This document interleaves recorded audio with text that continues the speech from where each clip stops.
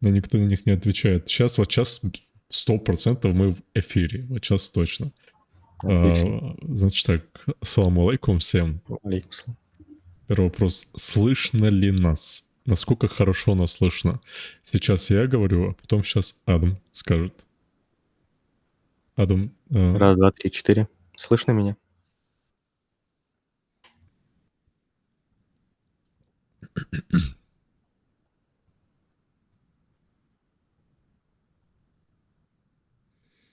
Вроде тут стоит меньшая задержка.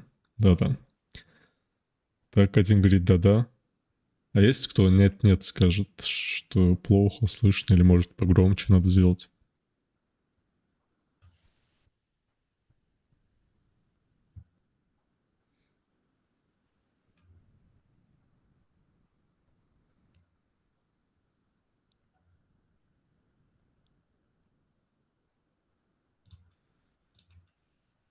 Тут у Адама уже болельщики есть, как будто сегодня мы им будем делать прожарку. Я еще не заходил в чат. Сейчас проверю. Ну, по крайней мере, я тут вижу, ты Адам вперед, вот все пишет. Адам, я тут, если что, газ, братка. Нормально слышно, говорят. Ага, нормально. Хорошо, если нормально слышно. Но если вдруг проблемы со звуком будут, просто у меня есть подозрение, что проблемы со звуком, если будут, заранее пишите только в чат, попытаемся это исправить. Так, что? С небольшой паузой, но все же вышли в эфир. Тут кое-что пришлось настроить, повозиться вроде бы готово, и по моей вине пришлось немножко задержаться. В общем, что у нас сегодня? Сегодня у нас будет трансляция по фронтенд собеседованию тестовому. Это еще называют мок-собеседование. В последнее время этот формат довольно-таки часто начал распространяться в Ютубе среди особенно фронтенд разработчиков. И мы будем в том числе интернетовцы, скажем, которые будут проводить подобные собеседования. Какой план? Я предварительно скажу, что... То есть Адам сейчас вообще ничего не знает. И второе, я не знаю Адама, прямо вообще ничего абсолютно не знаю. А Адаме я посмотрел немножко резюме, скажу честно, но не углублялся. И мы сейчас вместе будем... Я буду тебе вопросы задавать, будем знакомиться, понимать, кто как, что, и постепенно уже будем переходить к следующим этапам. Какие будут этапы? Обычно, когда я провожу собеседование кандидатов, то я их разбиваю на несколько частей, как, в принципе, это делают и в разных собеседованиях. Но с небольшими там есть изменениями. Какими именно, скоро узнаешь. Начнем мы с как? Начнем мы сначала с вступления. Ты расскажешь о себе коротко. Там можно минут на 5 максимум. Ну, просто чтобы люди понимали, кто кандидат и чем ты вообще занимаешься и так далее. Потом, после того, как мы узнаем, кто и как и что, мы будем переходить к теоретической части. Она будет состоять из нескольких разделов. То есть это будет HTML, CSS, JavaScript, немножко будет чуть-чуть TypeScript, React и Next.js. Прям уничтожает. Ну, смотри, ты как в игре можешь выбрать несколько режимов, если что. Есть режим типа, ну, простенький, есть режим такой средненький, есть режим прям hard. Прям вот, чтобы полное уничтожение было, и ты сам сможешь выбрать, какой именно режим использовать. У нас сегодня будет собеседование на уровне junior, но я предполагаю, что ты, скорее всего, хочешь ориентироваться на позицию мидла. То есть будут вопросы, наверное, больше в сторону мидловские. Вот. И в целом это все. То есть у нас будет вступление, теория, потом будет практика. Ну, то есть практика, имеется в виду, будут небольшие задачки. Они в основном будут по React, потому что я на этапе теории уже примерно понимаю знания кандидата по JavaScript, и там уже исхожу из того, нужно ли вообще даже давать задачи по React. Вот так вот. Предварительно еще скажу тем, кто у нас смотрит, что вопросы будут местами максимально банальными. И вы скажете, типа, зачем эти вопросы задавать, зачем? Ну, например, будет вопрос, что такое Типа, ну, какая разница между двумя и тремя равно. И обычно некоторые ребята задают вопрос, типа, зачем эти вопросы задавать? Ну, это же ну, максимально простое и понятное. И эти вопросы иногда попадают на собеседование, и в том числе будут в этом собеседовании, для того, чтобы вообще понимать, стоит ли дальше собеседовать человека или нет. Потому что бывают разные случаи. Бывает так, что кандидат элементарные вещи не знает. Написано в резюме, что он там middle плюс, там и выше, но он может не знать вот самое простое, что может быть в JavaScript. И ты сидишь и думаешь, как? Ну, как это возможно? Из-за этого такие вопросы интервьюеры задают, чтобы вообще понять, стоит ли дальше идти или нет. Вот, примерно объяснил мой план того, как у нас будет проходить собеседование. На этом, я думаю, в принципе, все. Я наговорился как можно. И дальше передаем слово Адаму. Начнем мы, наверное, с того момента, что хотелось бы узнать. Чем ты занимаешься, рассказать о себе, как тебя зовут, фамилия, какой у тебя опыт вообще во фронтенде и так далее. Начнем с первого. Расскажи коротко, кто ты и чем ты занимаешься. Так, меня зовут Адам, мне 21 год. Я изучаю фронтенд-разработку. В основном пишу на React. В последнее время начал изучать Next.js. Вот. Но все равно React мне нравится больше. Что по поводу учебы, я уже не учусь. По поводу опыта работы, он достаточно минимальный. Я работал в компании Алексеров, это Digital Studio. Там, в принципе, ничего такого трудного, сложного не было. Надо было обычные статические сайты писать. По этой причине вскоре я оттуда ушел, потому что не видел своего дальнейшего роста, своего развития вот на этом месте. Сейчас нахожусь в поиске работы и параллельно изучаю фронтенд-разработку. Вот в данный момент пишу приложение по поиску Study Buddy на Next.js. Это пэт-проект, да? Да, это пэт. Понял. Хорошо, дальше. Ну, я тут сейчас параллельно еще смотрю резюме, что и как у тебя тут вижу довольно-таки неплохой список по фронтенду. Я пока не знаю, стоит ли скидывать или нет потом ребятам, но, скорее всего, потом скинем, покажем, что у тебя за резюме. И потом, Хорошо. может быть, коротко пробежимся по моментам, которым можно будет резюме поправить, если они, конечно, будут. Но вроде пока с первого раза могу сказать, что вроде норм оформлена резюмешка. Хорошо, понятно. То есть ты занимаешься фронтендом уже сколько, если вообще говорить именно направлением с JavaScript? Наверное, года 1,5, если так округлить. Вот это если именно с JavaScript, если не учитывая верстку. Все дела. Понял. Хорошо. Ты не против, если я покажу ребятам веб-камеру, ну, тебя? Да, Просто конечно. так было бы, Я мне думал, она кажется. транслируется. Да. Я сейчас только заметил, что нет. Так, я сейчас беру, начинаю транслировать, и вот теперь вроде будут видеть ребята. Хорошо. Понятно. То есть React сколько, получается, ты тогда занимался? Так, около года. Нормально, нормально. Понял. В целом ок. А вот какие-нибудь свои личные проекты ты вообще успеваешь делать вне работы? Хватает ли у тебя времени на это? Ну, так как сейчас я не работаю, поэтому времени свободного полно. По поводу других проектов, я недавно запилил проект, BeSafe называется. То есть приложение для трекинга разного рода ЧП, преступлений. Вот. Я использовал React, Node.js, ну, в общем, Mern, если быть более кратким. То есть и работал и с фронтенд частью, и с бэкенд. Это было мое первое такое крупное приложение.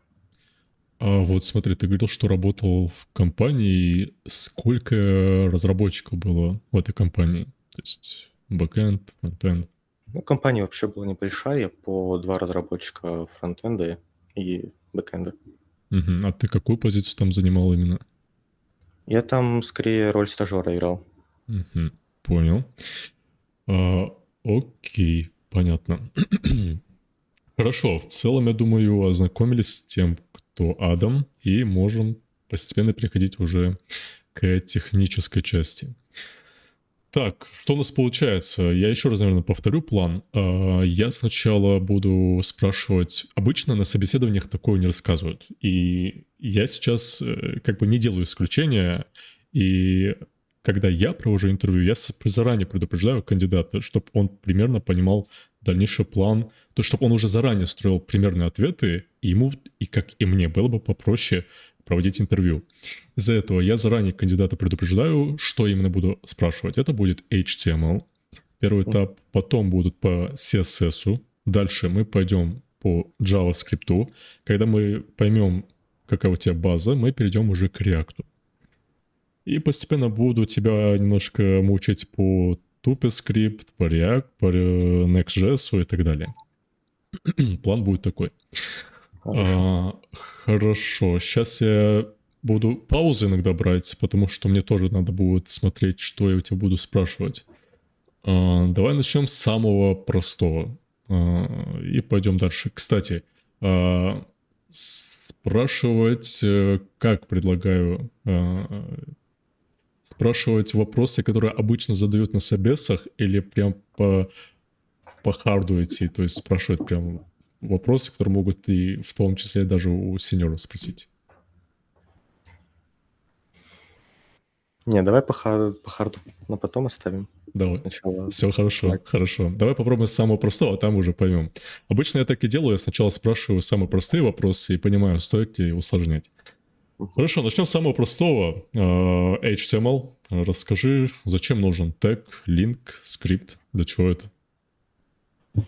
Так, линк находится у нас в теге head. В основном он используется для подключения стилей. Иногда, когда мы пишем на ванильном JS, без использования фреймворков, нам нужно что-то через CDN подключить, какую-нибудь библиотеку. Также можно использовать тег link. Также он используется для установки favicon. Вот. TagScript, он, по идее, располагается в конце тага body и подразумевает собой подключение JavaScript. Окей. Скажу, пожалуйста, где лучше хранить скрипт тег? В начале или в самом конце? И в конце почему? body. Почему? Почему? Потому что JavaScript JavaScript файл может некорректно работать, если он подрузится сначала, до того, как выполнится другой остальной код HTML, потому что у нас же как сначала выполняется то, что в HTML только в конце подключается JavaScript. Почему так? Для того, чтобы JS мог правильно и корректно подключаться к тегам. Ну вот, например, через getElementById, либо через getQuery. Если JS-скрипт будет расположен в начале, то он не сможет подключиться, не сможет понять, что ему делать. То есть... с переменной, которая не подгрузилась. То есть, правильно ли я понимаю, если у нас есть скрипт в самом начале, где-нибудь в хеде, например, то он не сможет работать с нашей HTML-страницей? Ну, получается так. Понял, хорошо. Тогда следующий вопрос. Смотри, вот в HTML можно грузить скрипты, можно грузить стили, и, это все понятно, там, Linux, скрипт и так далее. А можно ли, вот, например, если у нас 3 скрипта, сделать так, чтобы они грузились асинхронно? То есть, чтобы они не грузились именно в синхронном порядке, вот, чтобы процесс был асинхронный. Такое возможно сделать? Да, конечно. Для этого используется атрибут async. А в каком теге? В теге скрипт. Вот. Также есть еще defer. Насколько я понимаю, это он отвечает за синхронное подключение. Вот, нормально. Это был следующий вопрос. А какая между ними разница тогда, раз ты затронул defer? Defer подключается синхронно, а async асинхронно. Defer подключается синхронно, async асинхронно. Интересно. Так, я сейчас у тебя тогда буду уточнять вопрос. А зачем мне тогда defer, если я могу его не использовать? То есть у нас, по сути, скрипты же синхронно грузятся, когда вот, например, скрипт 1, 2, 3. Они грузятся синхронно. И я могу тогда не использовать Defer, да?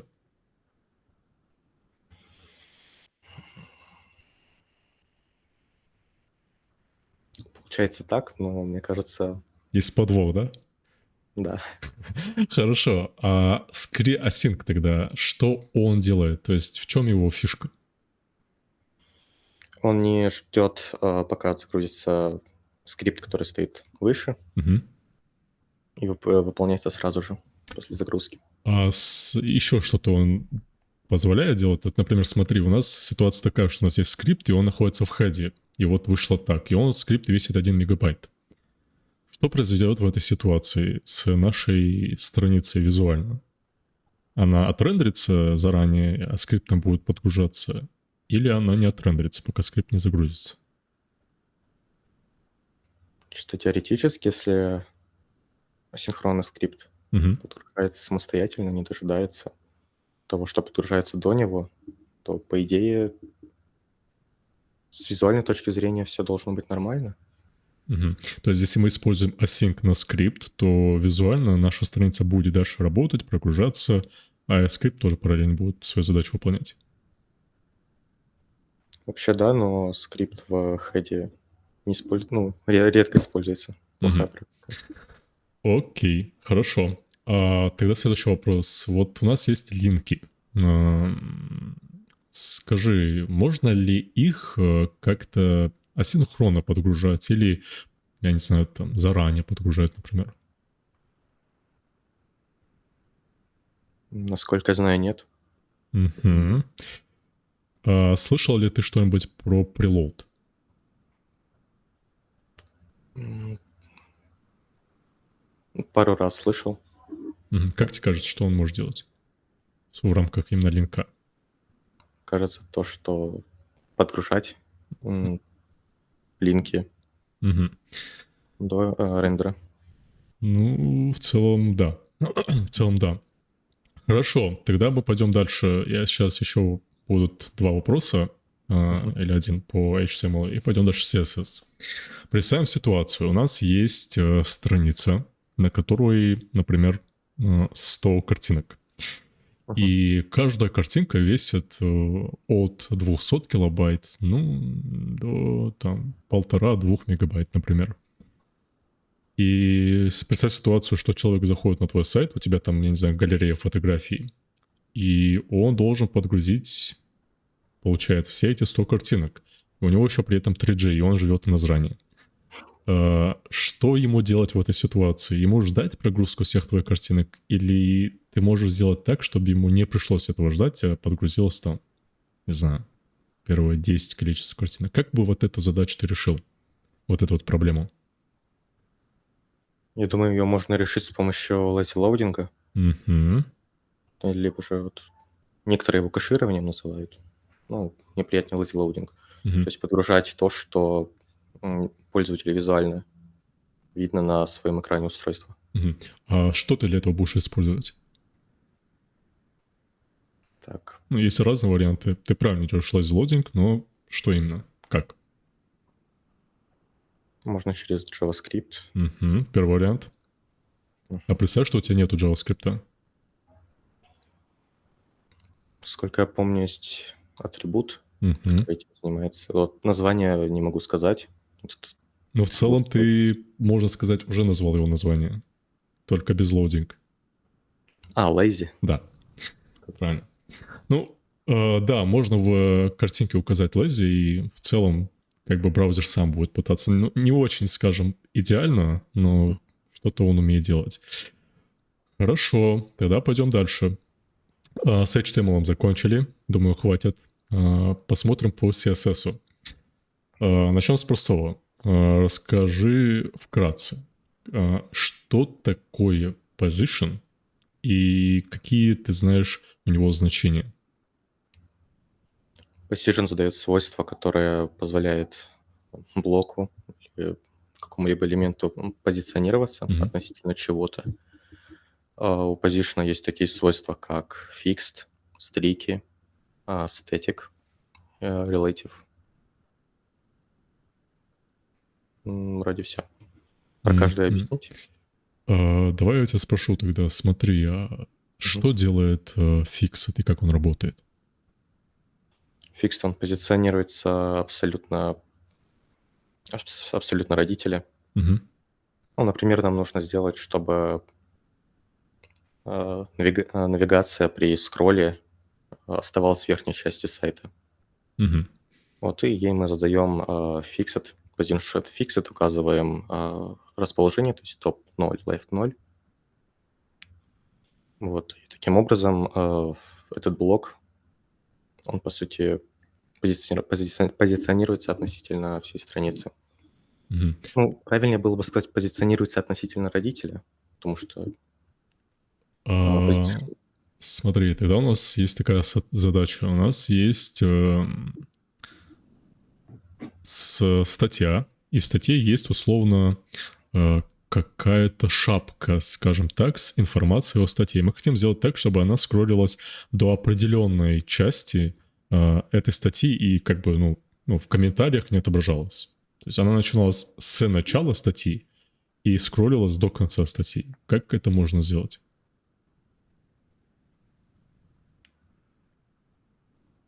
В рамках именно позишена. Так, может использовать position стики. Ты работал с ним? Пару раз работал, но не так часто. Хорошо. В целом понятно. А тогда скажи, ты вообще CSS-код на чем пишешь? Ты чистый CSS-код пишешь там, не знаю, или какие препроцессы, может, используешь?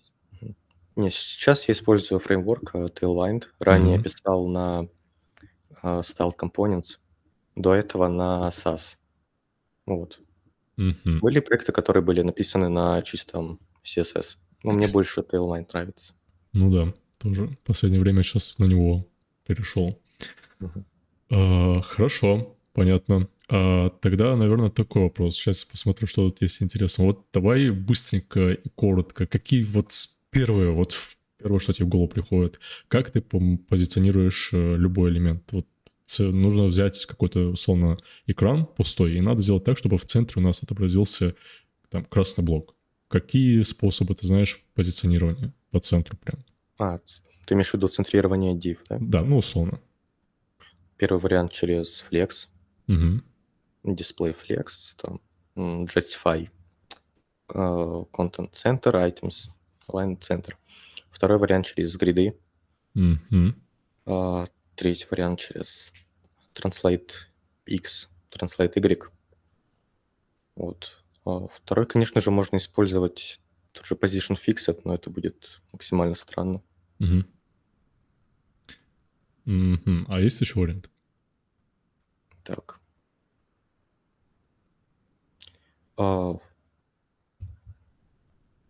Знаю, что позиционировать горизонтально можно с помощью Merge 0 Auto. В целом, да. В целом, да. Хорошо. Тогда следующий вопрос по CSS. Представь ситуацию. У нас есть блок. И в этом блоке у нас могут быть дочерние элементы, а может не быть. И нам нужно отображать красный цвет у этого блока, если дочерних элементов нету. Если они есть, как бы не отображать красный цвет у блока. Как бы ты это сделал? В CSS можно использовать проверку вложенности. Ну, я так и называю. То есть родителю присвоить какой-нибудь класс в CSS, проверить, если родитель в этом классе. Вот можно стрелочкой. Вот, и если у тебя родитель, если у тебя child в виде div указан, можно просто добавить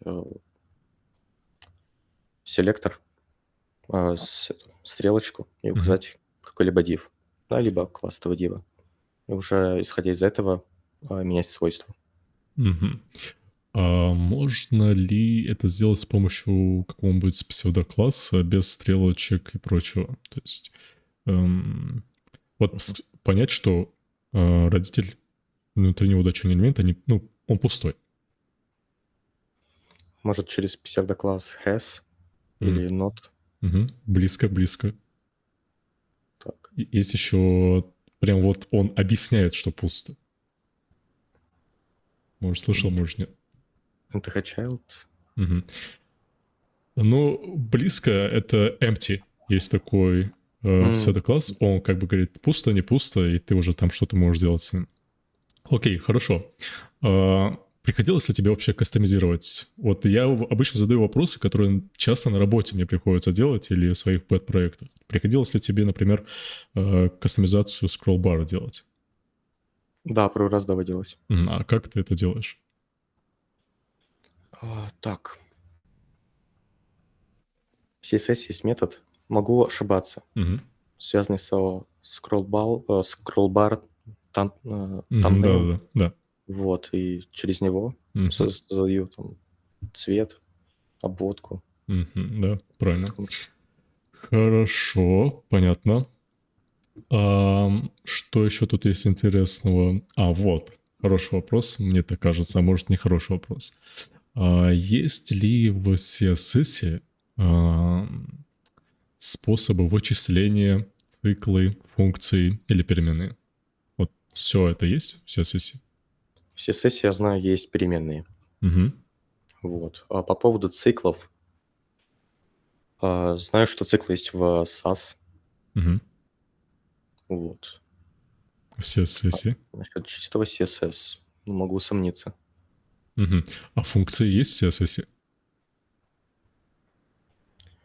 Также знаю, что есть они и в SAS, а в CSS я лично не сталкивался. Хорошо. Тогда такой вопрос. Как бы представим ситуацию, это, наверное, последний будет вопрос по CSS. Представь ситуацию, тебе нужно сделать карусель, ну или слайдер, как по-разному называют ее. И приходит к тебе тимлид и говорит, срочно нужно сделать карусель, слайдер, прям вот времени в обрез, принимай, что хочешь. Наш сайт должен работать быстро, весить мало, и пользователь должен быть счастлив. Что бы ты использовал для того, чтобы разработать карусель? Я бы не стал разрабатывать велосипед и взял бы библиотеку. Знаю несколько библиотек. Самая такая популярная Swiper.js. Вот. Она и в ванильном JS используется, и в React, и вообще везде. Если брать чисто React, если проект на React написан, то у него есть отдельная библиотека, называется React Карусель. Вот. Она более легковесная, чем тот же Swiper. Представь теперь ситуацию, у тебя нету... Ну, тимлид такой пришел, говорит, молодец, Адам, четко, все прям кайф, но мы не будем использовать JavaScript, у нас все должно быть на HTML, CSS. Так. Вот он говорит, он прям помешан на оптимизации, говорит, я не хочу JavaScript, только CSS. Я знаю, что можно сделать карусель с помощью CSS. Но как именно это реализовать? Хороший вопрос. Слышал ли ты про scroll snapping, такую штуку? Да. Приходилось работать с этим? Пару раз. И то давно достаточно. Хорошо. В целом по CSS мы закончили и HTML. Можем прийти дальше. Теперь у нас будет JavaScript. Начнем с самого простого вопроса, самого банального, который уже спрашивал в самом начале тоже. Какая разница между двумя равно и тремя? Двойное равно — это не строгое равенство. Тройное равно — это строгое. Тройное проверяет помимо значения двух или более переменных, оно проверяет и тип. Двойное равно не проверяет. Если сравнить, допустим, 5 в виде числа и 5 в виде строки, то двойное равно покажет true, тройное равно покажет false. Хорошо. Тогда такой вопрос. Сейчас, что тут есть такое не слишком банальное? Ну, давай возьмем, например, ситуацию. Вот есть async await. Что это такое? Это один из способов реализации асинхронного запроса. Мгм. Вот ранее использовался XML, HTTP запрос, промисы. Ну, по сути, это один из разновидностей промисов. Ну, то, как можно его написать Мгм. и Async получить, да? да. Да. Мгм. Ага, хорошо. Ам, смотри, async await и промисы. А, Async await используется только при работе с запросами или где-то еще его можно применить? Так. Я его применял только запросами. Мгм. А ты смотрел вот вообще, как появился Async await? Ты смотрел, почему мы вот сейчас можем использовать Async await и как вообще, ну, например, когда ты берешь условно TypeScript или берешь там, не знаю, просто обычное ну, реакторское приложение, и когда оно собирается в бандл, там, соответственно, сборщик начинает все делать так, чтобы под все браузеры работал и так далее. Мгм. Ты смотрел вообще, во что превращается async await, когда, ну, он там конвертится? Ну, Babel, ты слышал? Да-да-да, Мгм. Babel слышал. Ты смотрел вообще, во что он превращается, там, что с ним происходит, почему нужно async await использовать на запросы, и как это работает? Лично я не смотрел, но могу предположить, что конвертируется в обычный промис, Мгм. но не уверен в этом ответе. Понял. Ну, в целом ты как бы э, относительно правильно идешь, что он для промиса используется, но прикольная штука у него есть. Я советую и тебе, и всем тоже посмотреть. Вначале, когда я тоже изучал Async Await. Вообще советую, когда вы используете какой-то код, чекать его из сайта Babel.js, официальный сайт, или TypeScript, Playground. Просто забить туда свой код и посмотреть, во что он переконвертируется. Наши браузеры, они поддерживают в основном сейчас ну, больше, что есть уже в современных там стандартах нашего JavaScript, но есть браузеры, которые старые и не поддерживают async await, то есть как мы этого хотим. И он конвертируется там в такой страшный код огромный, который поддерживается там в Internet Explorer и так далее. И вот там вот интересно бывает посмотреть, во что наш код async await превращается, ну и не только async await. Хорошо, а какая разница между spread и REST операторами? REST-оператор в основном используется в аргументах функции, Мгм. если нужно собрать, да, не фиксированное значение аргументов, и в деструктуризации объекта того же. Spread используется в основном для разделения или объединения массивов. Также с помощью него можно клонировать массив Мгм. или тот же объект. Ага, хорошо. А ты сказал, что REST используется в аргументах. А можно ли REST использовать не в аргументах? Во время деструктуризации Мгм.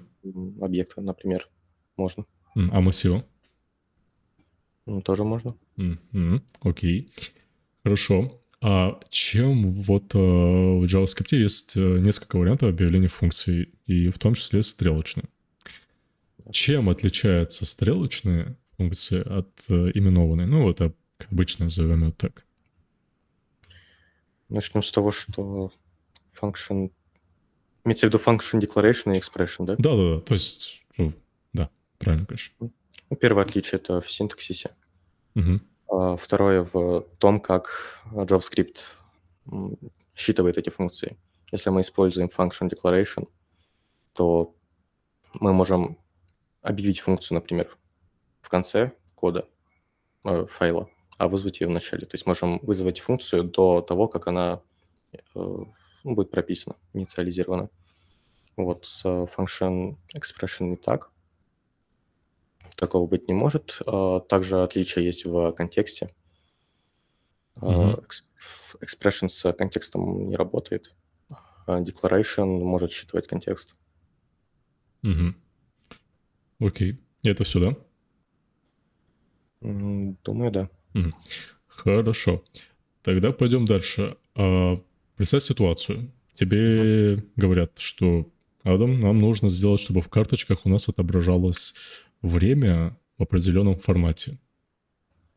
То есть тебе приходит таймстемп там, или, не знаю, какое-то время ISO формате, и тебе нужно в красивый в такой формат его отобразить. Что ты для этого будешь использовать? В JS есть объект NewData. Угу. Можно через него использовать. В первую очередь, да, в голову приходит NewData. Угу. Также есть разные либо. Например? Тот же момент или React момент. Я его использовал для недавнего пэт-проекта с отслеживанием преступлений. Угу. По-моему, я видел это приложение у тебя в подпроектах. Интересно, на самом деле. Это вы свое, да, разрабатывали? Это чисто, да, и фронтенд, и бэкенд, все на мне. Ну, Прикольно. кроме дизайна. Всё. Ага. Хорошо. Ты сказал момент. А вот момент... кроме момента, ты что-то еще использовал? Момент просто уже, по-моему, deprecated. Так. Слышал про Day.js или DataFNS? Нет, вот про вот эти не слышал. Вот советую чекнуть. Я вот их в основном использую. Но есть еще более прикольная штука. Слышал ли ты про Intel? Интернационализацию в Нет, JavaScript? не доводилось работать. Мгм. Вот чаще всего мы, фронтендеры, сразу берем, юзаем библиотеки готовые, и они нам упрощают жизнь довольно-таки. Но есть в JavaScript уже встроенный такой объект, называется Intel, и в нем есть прям прикольные методы для форматирования. Там, даты, не даты, там, например, суммы. Прикольная штука, вот советую ее тоже чекнуть. Обычно, Хорошо. когда не нужны библиотеки, она спасает. Мгм. Окей, хорошо. Тогда следующий вопрос, такой с подвохом. Представь ситуацию, у тебя есть список, который состоит... Этот вопрос состоит из двух вопросов, на самом деле. Задам первый. У тебя есть список, он состоит из 1000 элементов. И ты хочешь понять, что сейчас на 766-м элементе ты увидел этот список, ну, этот блок, условно. То есть ты скроллишь, и бах, он такой подсвечивается красным цветом только тогда, когда скролл дошел до этого элемента. Что бы ты использовал? Так.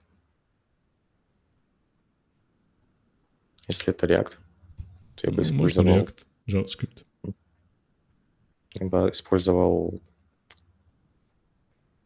функцию, которая отслеживает, находится ли данный блок в области видимости экрана Мгм. пользователя. Если так оно и есть, то подсвечивал бы, ну, изменял бы стили. Если нет, то Мгм. А что ставил это бы за так. функция? Так.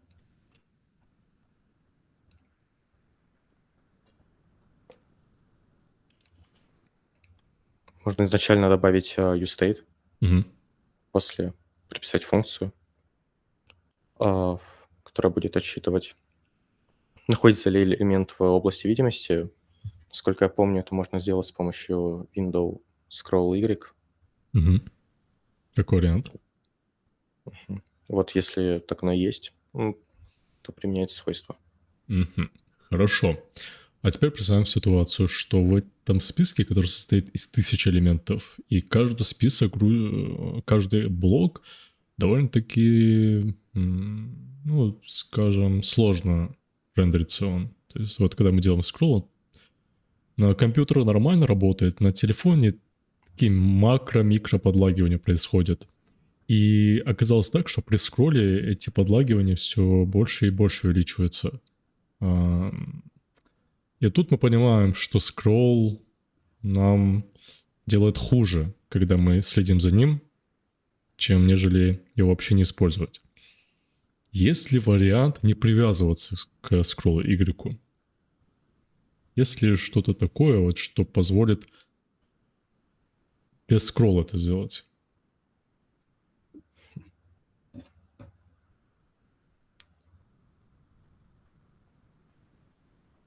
Не, думаю, не отвечу на этот вопрос. Угу. Окей. А слышал ли ты что-то про Intersection Observer? Слышал как раз-таки, когда проходил тему с Event Loop, но это максимально теоретические познания. То Угу. есть на практике я его не применял. Ну, то есть ты примерно понимаешь, что это, или так? Ну, просто посмотрел и все. Скорее второе, но могу предположить, что он как раз-таки отслеживает, Угу, а, правильно. находится ли элемент в области Да, видимости. да, прикольная штука.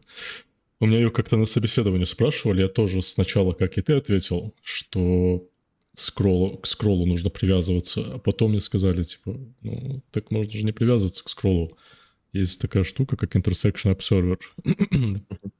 И потом я догнал, что на самом деле она тебе позволяет, не привязываясь к скроллу, у тебя во viewport, как только элемент появляется, браузер сам следит за этим процессом. И в этот момент триггерит твой там callback. Там прикольно его можно настраивать в зависимости от того, насколько он в экране находится. Окей. Хорошо, тогда пойдем дальше. Сколько у нас уже? 40 минут. Окей. Давай тогда так. Что у нас тут еще есть? Скажи такой момент. Чем отличается bind, apply и call друг от друга? Вообще это методы привязки контекста к Мгм. функции. Вот. В чем отличие? В call ты передаешь аргумент в виде списка, в apply аргументы в виде массива, а bind создает отдельную функцию. Мгм. А что за функцию он создает? Он создает новую функцию, привязанную к той, которую мы указали. Мгм. Хорошо. Тогда пойдем дальше. Немножко усложним вопросы по JavaScript. Слышал, вот есть Async Await, прикольная штука. А ты слышал вообще? Ну, если не слышал, ничего страшного, потому что это очень-очень-очень редко, когда используются генераторы. Не слышал, впервые слышу. Мгм. Понял. В редак саги там что-то такое есть. Но на работе я никогда их не писал, можно сказать. Хорошо, понятно. Тогда пойдем дальше. А, Слышал ли ты что-то про иммутабельность в JavaScript? В React, может быть? Да, то бишь изменяемость Мгм. каких-либо данных. Я знаю, что в JS есть метод, который запрещает Мгм. иммутабельность. По-моему, freeze называется. Да. Вот. Мгм. Какие-нибудь, кроме фризов, еще что-нибудь слышал? Какие-нибудь библиотеки, может быть? Так. Может, библиотека Mutable, но я могу ошибаться в названии. Правильно, правильно, правильно. Окей. Так, есть Immutable, есть еще Immer.js. По-моему, если не ошибаюсь, Redux Toolkit ее использует, по-моему. Окей, хорошо. Расскажи, пожалуйста, про... Ты вот говорил про lazy, про кэширование. Расскажи, что такое мемоизация? Слышал ли ты такое вообще? Зачем Да, это? да. Мемоизация — это возможность убирать лишние рендеры на странице, лишние рендеры компонента, Мгм. ну, либо самой страницы. Есть вообще 3 метода использования этой мемоизации. Первое — это просто мемо. Да, это, по сути, HOC, то есть High Order Component, компонент высшего порядка, который принимает в себя в качестве аргумента компонент, Мгм. вот, и таким образом убирает лишние рендеры. Есть еще useMemo и useCallback. Это уже хуки. Знаю, что useMemo используется для... Так. Нет, да, если с useCallback начнем. Он используется для мемоизации функций. Мгм. Вот. useMemo для вычисления значений, если не ошибаюсь. Правильно. Хорошо, хорошо. Мы сейчас тогда плавно перешли на React. Ну, я последний вопрос задам, пожалуйста, скрипту. Мгм. Это, наверное, вопрос, где фронтендерское собеседование никогда в жизни без него не пройдет. Это вопрос, связанный с Event Loop. Скажи, ты знаешь, что это такое Event Loop, как он Конечно. работает? Конечно, это моя любимая тема. Угу. Вот. Начнем сначала. JS это сам по себе является однопоточным языком Угу. программирования, поэтому он не в состоянии обработать асинхронные функции. И поэтому в браузерах есть такая штука, как Event Loop, который позволяет JavaScript обрабатывать асинхронные операции.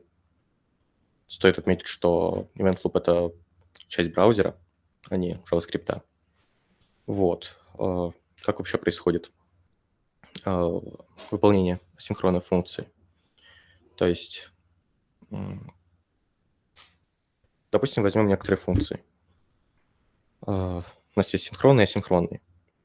Event Loop сначала выполняется синхронные, они сразу попадают в call stack. Вот это уже выполняется. Call stack работает по принципу первый вышел, последний... Нет, первый зашел, последний вышел. Угу. Вот. Если же операция является асинхронной, то Web-API, которая является частью Event Loop, оно регистрирует асинхронную функцию, после чего добавляет ее в task queue.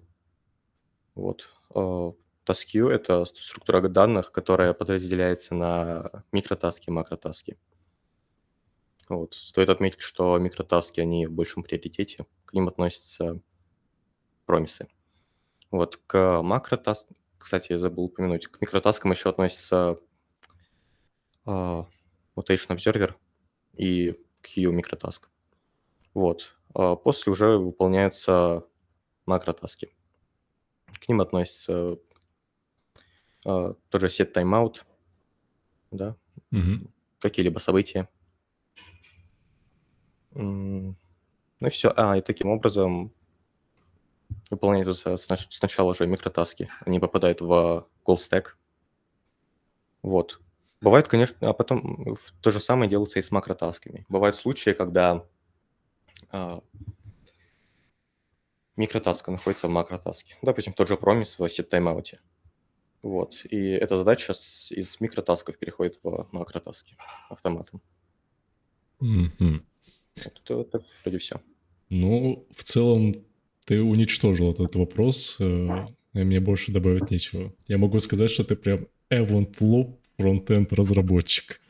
Так, хорошо, хорошо. Сейчас тогда будем задавать вопросы по реакту. Я думаю, это будет сейчас интереснее. Хотя, сейчас я подумаю.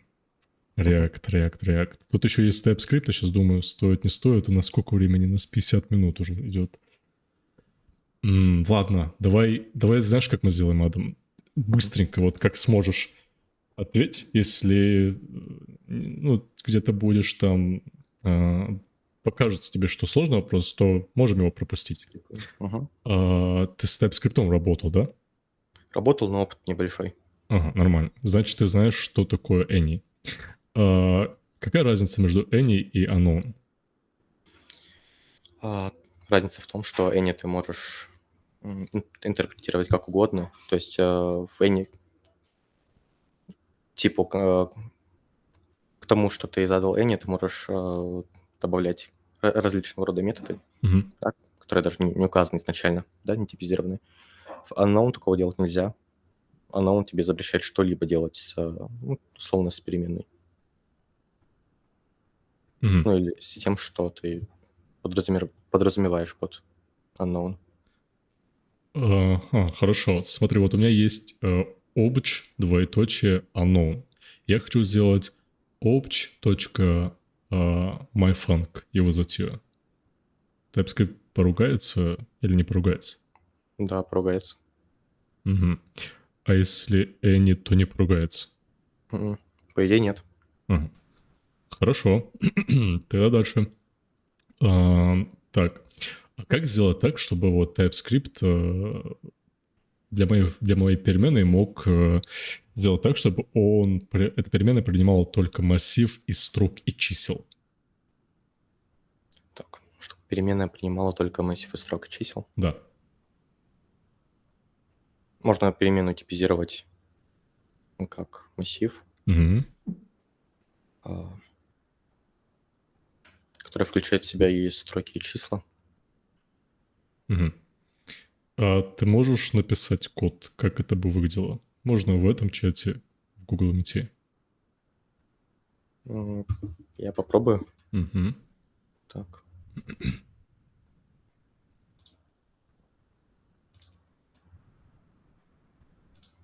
Тут. Мне начать показ нажать? Не-не-не, там смотри, я сам показываю чатик, а ты можешь просто в этом Google Meet чате писать. Там, тут. Прям тут. Ага, все, понял. Так. Вот, дальше продолжим. Угу. Так.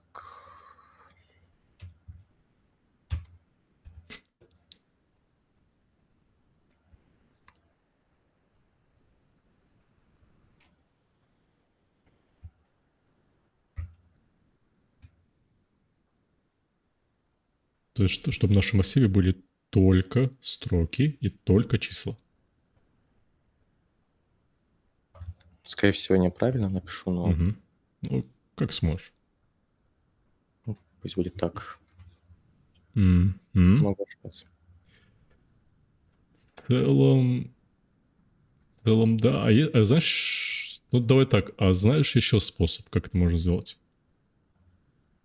Может, через тип omit, Ага. но, кажется, это не тот вариант. Окей, а есть еще, прям ты близко идешь, это тип, но вот есть прям конкретный тип, который вот связан с массивами. Я знаю всего 3 типа. Это omit, partial и record. Угу. А вот ты слышал тип, который прям вот говорит, что он массив? Тип array. Ну да. Ага. Конечно. Можешь показать, с помощью него можно как-то сделать это? Так, сейчас посмотрим.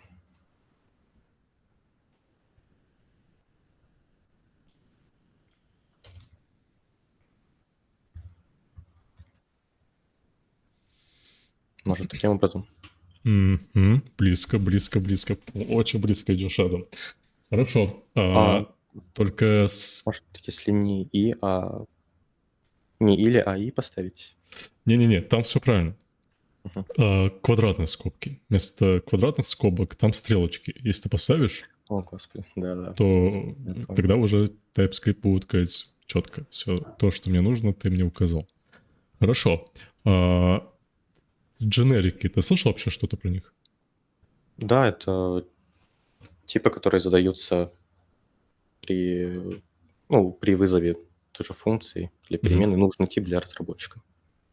Но с ними я, честно говоря, много не работал, но теоретически знаю, что это такое. Понял. Хорошо, и последний вопрос, хотя я говорил, что только задам 2, по-моему.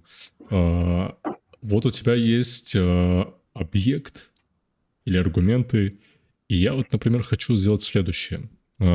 Вопрос. Вот у меня есть, например, функция fun a number, b number и c number. Ну, пусть будет void. И я хочу сделать так, что вот моя функция, вот эта вот, она, ну, например, у нее будет a и b не обязательно. Как это можно сделать? Так, через вопросительный знак я не помню точную формулировку, но да, сейчас напишу в чат. Так.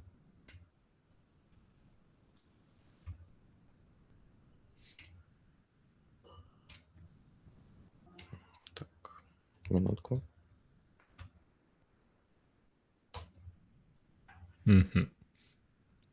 Хорошо. А есть ли какая-то проблема в этом коде, который еще написал? Так. Ты правильно написал вопросительный знак, все норм, но как тебе кажется, TypeScript? Типизации, да. Типизацию уж нужно после аргументов указывать. Ну, либо можно через type, через object. Ага. Кстати. Немного не то. Смотри, вот представь ситуацию, что твоя функция, она получает ABC. И ты сказал, что A и B не обязательны. Хорошо, окей, мы это принимаем. А что делать тогда мне, как программисту, своей функции? Я что тогда обязан? Твою функцию вызвать, обязательно в нее передать вначале два ненужных мне параметра, потом нужный параметр C. Так. Ну, то есть, смотри, тогда, получается, должен сделать вот так вот. Там, условно. Ну, например, вот так.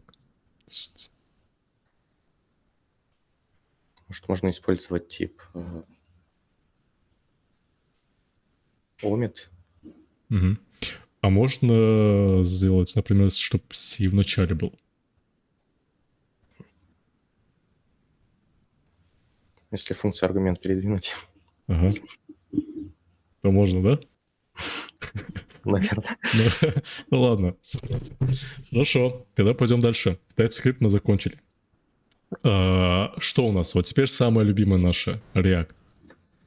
Вопрос, который ты уничтожишь. Что такое state и props? И что это? Зачем это? Какая между Начнем с ними того, разница? что это данные, state — это изменяемые данные. Его можно изменять. Пропсы изменять нельзя. Данные передаются между компонентами с помощью пропсов. Ну, по сути, это и есть пропс. Ну, вот основное отличие в том, что state изменять можно, а пропс нет. Хорошо. Я сейчас буду душнить. Могу ли я, например, сделать так, чтобы вот у нас есть props, и я хочу...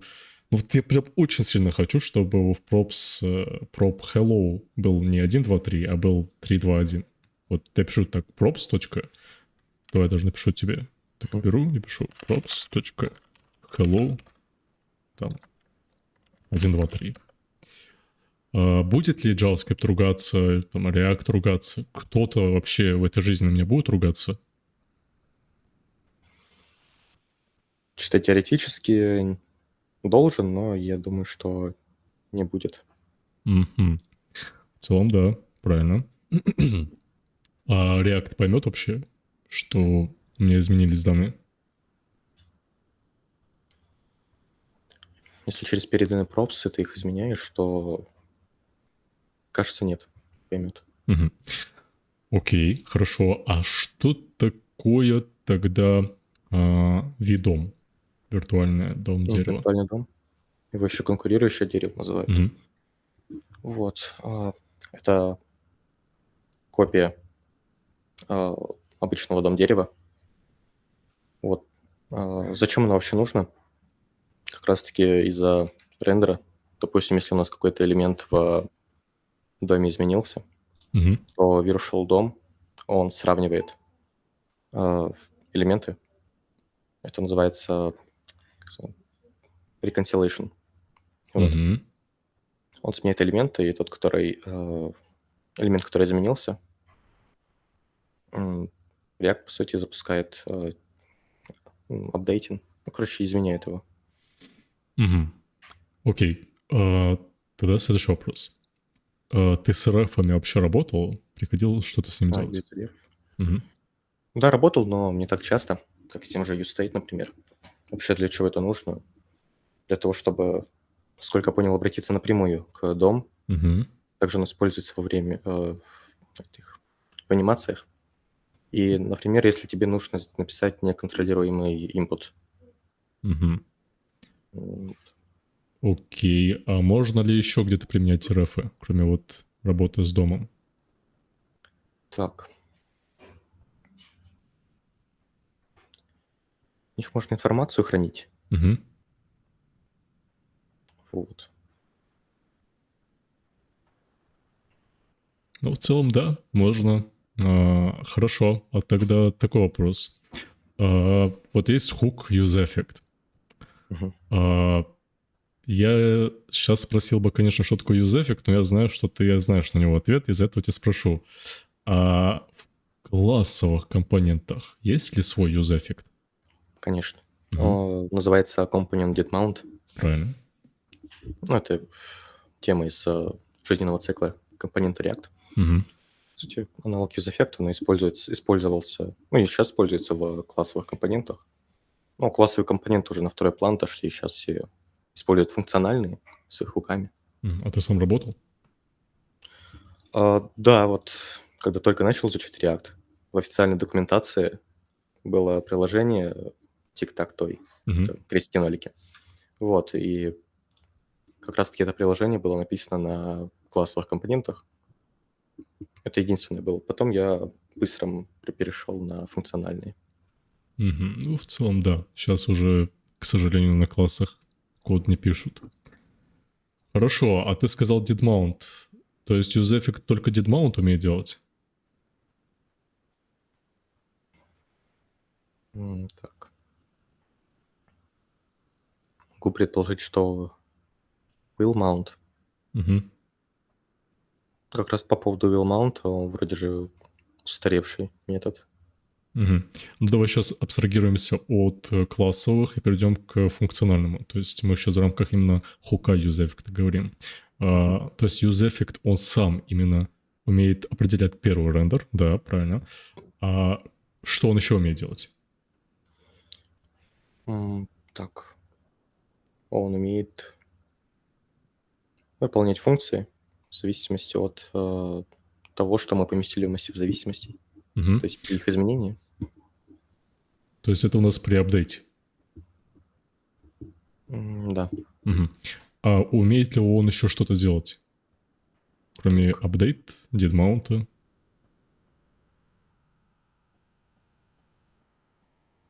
Не знаю. Ты знаешь. Давай тебе скажу так. Компонент может появиться, компонент может обновиться. Что еще может компонент сделать? Удалить. Ну, размонтироваться. Да. А вот это ты вообще пробовал делать в UseEffect? Так. Размонтировать компонент при работе с UseEffect. Точнее, не размонтировать, а вот понять, что вот сейчас он размонтируется. Так. Возможно, через какую-то отладку. Ну, в принципе, это можно в самом хуке сделать. Там, если ты в хук передашь... То есть ты создаешь функцию, и внутри функции сделаешь return, и передашь функцию другую, то React такой, типа, окей, я эту внутреннюю твою функцию, которая находится в основной, ее вызову, когда вот сейчас компонент должен будет анмаунтиться. Вот, хорошо. Так, теперь немножко поговорим про Next. Ну, не прям Next, но около Next. Что такое SSR, SSG? Вообще, есть ли что-нибудь из таких страшных букв, что-то еще, например? Есть еще ICG, CRS и статистический метод SSG, по-моему, или ну, как-то так называется. Ну, давай начнем с SSR. Это сервер-сайд рендеринг. Это принцип рендеринга страницы используется в основном в Next. Вот. Как вообще рендерится страница таким образом? Весь рендер происходит на сервере, и пользователю на клиенте уже отправляется готовый вариант. То есть весь рендер проходит на сервере. А в чем вообще идея? Ну, зачем это нужно? Мы же можем все это в браузере делать. Первая причина – это SEO-оптимизация. Вот. Вторая – могу упомянуть производительность, но, честно говоря, производительность между React-приложением и Next-приложением я особой разницы не заметил. Окей. А ты сказал, что есть еще другие. Да. Там SSG. SSG – это который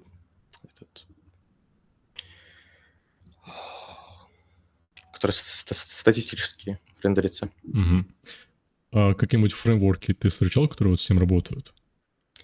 Я лично с ними не работал, но слышал, что Gatsby и Swetal Всё Правильно. работает. Окей, хорошо. Ну, по другим, ну, можно, в принципе, ESR. Если знаешь, ок, если нет, ничего страшного. Это клиент-сервер. Нет. Вот Да?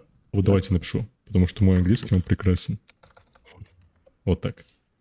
А, лично я с этим вариантом не сталкивался, но читал, что это гибрид между, э, SSR и этот SSG. Мгм. То есть он, рендерит то, что нужно пользователю. Ну, то есть, он разделяет страницы или компоненты на нужные и ненужные. Вот, и рендерит, только то, что нужно юзеру. Мгм. Окей, окей, так, у нас час. Давай еще, типа, мучаю 25 минут.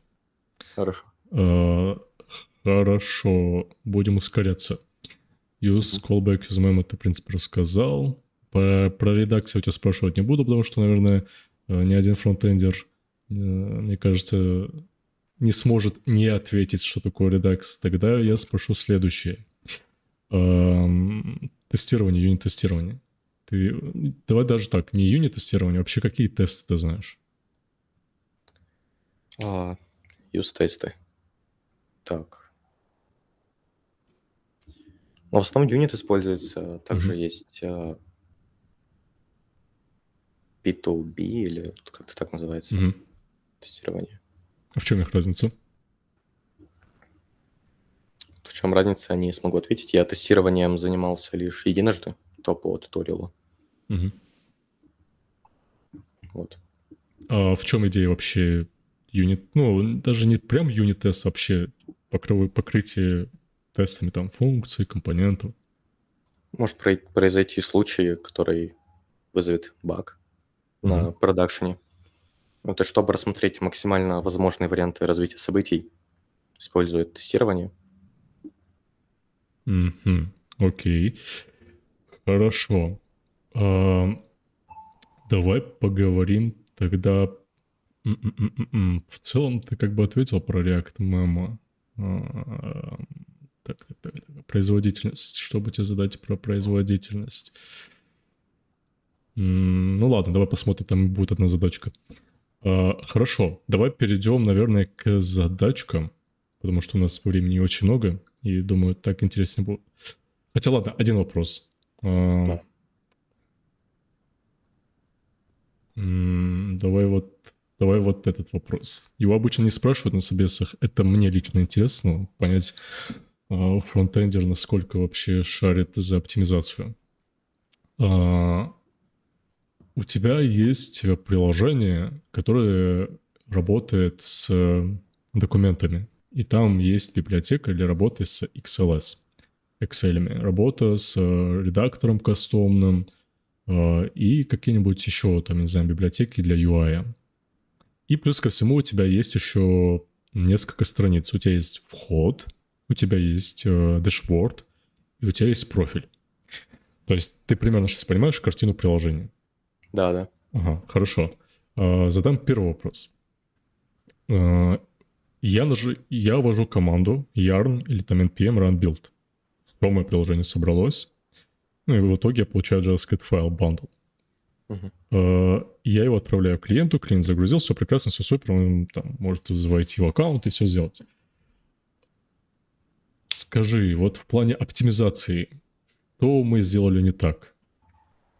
Вот мы собрали приложение, можно ли что-то оптимизировать в данном случае? Так. Есть 2 варианта событий, но я не думаю, что они подходят, Мгм. но все же Ну, давай говори. первый использовать, другой этот, ну, тот же PNPM, второй обернуть в докер. Мгм. Еще вариант. Вот. Так, что еще можно сделать?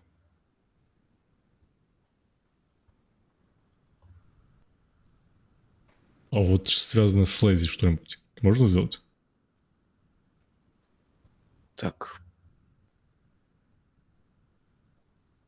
если только подключить тот же lazy loading. Мгм. А если речь пойдет про код-сплитинг, слышал что-нибудь такое? Слышал, но смутное представление. Угу. Может, это связано с минимизацией? Ну, в целом, косвенно можно сказать «да». А давай тогда так спрошу. Вот смотри, как тебе кажется, норм ли это сценарий, что у нас есть приложение, у нас есть вот вход, и человек впервые зашел на наш сайт и видит вход, но при этом он не видит еще дашборд, и он не видит профиль, там, он не видит дашборд, где прям грузится XLS библиотека, которая весит там условно мегабайт, там, и другая редакторка, условно, которая весит там 800 килобайт. И мы вот прям заставили пользователя скачать и редактор, скачать и XLS, эту библиотеку, хотя он только зашел в вход. Как тебе кажется, стоит ли нам вообще делать так, чтобы мы лазилодили эти библиотеки? Или все же нам предварительно их загрузить, как только вот он увидел вход, чтобы потом их там лази не лодить? Можно предварительно их загрузить. Вот. Чтобы при входе пользователю уже сразу все отображалось, а не подгружалось раз за разом. Ну, то есть, получается, весь JavaScript файл, да? Ну, да. Понял. Хорошо. В целом, самый лучший вариант, знаешь, это будет, если у тебя есть, например, дашборд, у тебя есть профиль, у тебя есть еще другие разделы, и пользователь, если еще потенциально их не видит, то есть оказалось так, что он не авторизован, то лучше лазилодить эти роуты. И если есть какие-то сложные библиотеки, лучше их лазилодить. Почему? Представь ситуацию, у тебя человек твой пэт-проект увидел впервые, и он такой: вау, прикольный проект. Я могу узнать, где произошло какое-то ЧП. Но при этом ему грузится еще 2 мегабайта кода, которые, в принципе, ему не нужны для того, чтобы увидеть там твою карту, ну, на главной странице. Но при этом ты его заставил еще грузить там профиль, хотя он еще не авторизован. Ты заставил грузить дашборд, хотя он не авторизован, там, и прочие вещи. И вот в таких ситуациях лучше использовать код-сплитинг, разделять свой код на маленькие кусочки. То есть ты свой большой бандл разбиваешь на более мелкие кусочки и грузишь их при необходимости. И это позволит твое приложение грузить намного быстрее. Вот. Я помню, ты в своем курсе по React Pizza второй версии как раз-таки использовал. Да. Ну, обычно на работе его применяют тоже. Прикольная штука. Я вот прям кайфую от процесса именно оптимизации этого кода, хотя это бывает иногда прям излишне. Да. Хорошо. Хотя единственный случай, когда это не излишне, это если с твоим приложением работать через мобилку. Вот тогда, мне кажется, прям стоит заморочиться, чтобы сайт грузился быстрее. Окей, все. Теперь пойдем к задачкам. Я сейчас посмотрю, какие тут есть задачки, и сколько у нас времени. У нас 13. У нас, получается, есть еще 12 минут. Давай посмотрим. 1, 2, 3. С классами ты говорил, мало работал, да? Да, немного.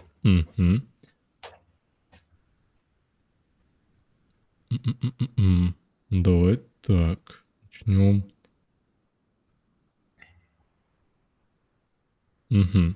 Давай так договоримся, Адам. В принципе, у нас времени не очень много. Плюс-минус мы можем еще 10 минут накинуть. Я спешить прям тебя сильно не хочу, но чтобы в итоге узнать, какой результат, я предлагаю поступить следующим образом. Если в каких-то моментах тебе кажется, что ты прям вообще не понимаешь, как... Я обычно плыву под конец собеседования. Там, я на элементарных вопросах могу просто унестись. И если тебе кажется, что ты где-то плывешь и там что-то не так, то ты говоришь, окей, то есть можно пропускать. Давай возьмем вот эту вот задачу. Я сейчас буду шарить экран для тебя.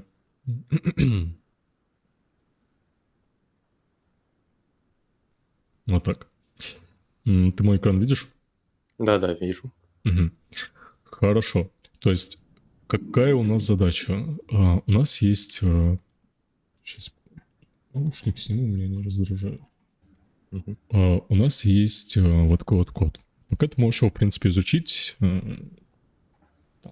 Я тебе пока помолчу, просто чтобы ты изучил, а потом объясню. Как только ты изучишь, скажешь мне. Все изучил. Смотри, вопросов два. Ты, в принципе, так их сам можешь прочитать, но я их озвучу. Первый вопрос.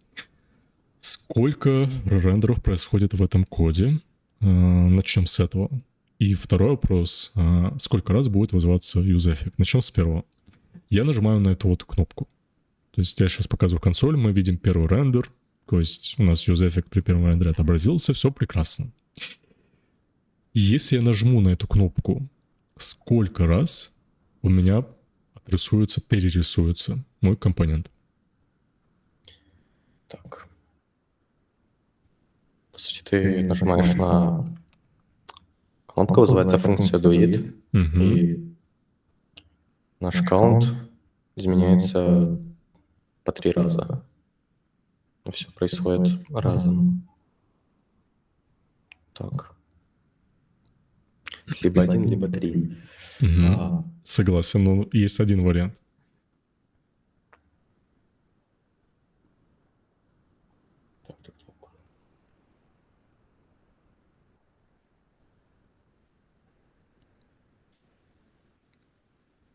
Я думаю, пусть будет 1, потому что изменения как бы в одной функции проходят. Окей, понял. То есть смотри, правильно я понимаю тебя, ты говоришь, что если я вызову эту функцию, у меня есть useState, который делает перерисовку моего компонента при каждом, точнее не при каждом, когда я его вызову. То есть я вот вызываю setCount1, и если, например, был бы этот случай, то у нас был бы 1. И компонент перерисовался бы. А тут их 3. И ты говоришь, что даже если я вызову 3 раза функцию вот эту вот, произойдет только одна перерисовка. То есть учитывая, что setCount перерисовывает наш компонент. Если он перерисовывает компонент 3 раза, чисто теоретически должно быть 3 ререндера. Вот. Хорошо, пусть будет 3 тогда. Хорошо. То есть 3 же рендера. Как тебе кажется, если бы React... Представь ситуацию, что у тебя вот этих функций выполняется 10 тысяч. Понятное дело, что ситуация невозможно, но представь ее. У тебя приложение, тебе пришел арабский шейх и сказал, сделай для меня криптовалютный сайт, чтобы вот каждую там секунду происходило 1000 перерисовок. Вот у него прям только такая задача. И ты такой, все, я использую React. И 1000 раз в секунду, там даже 10 тысяч раз у тебя происходит вызов этих функций. Вот за одну эту. Как тебе кажется, подвисало бы наше приложение? Еще бы. Так, теперь мы подходим к другому вопросу.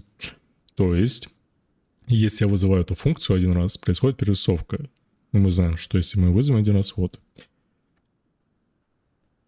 перерисовался. А если я 3 раза это напишу код, то у меня 3 раза перерисуется. И как тебе кажется, в плане производительности это неплохо ли? Тут хуже некуда. Вот. Тогда что у нас получается? Сделал бы React вообще такое, что он 3 раза заставлял бы наш компонент перерисовываться? Или все-таки делал бы?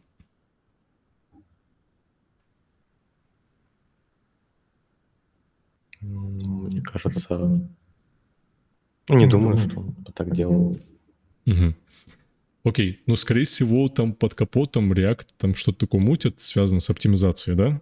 И, возможно, он или одну делает, или 3. Итого, то есть, если я нажму на кнопку, у нас будет 3 перерисовки или будет 1?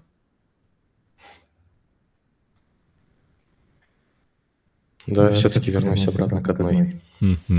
Окей. Итого, мы пришли к тому, что будет 1 перерисовка, учитывая, что мы 3 раза делаем вызов setState. Только 1 перерисовка будет. Получается так.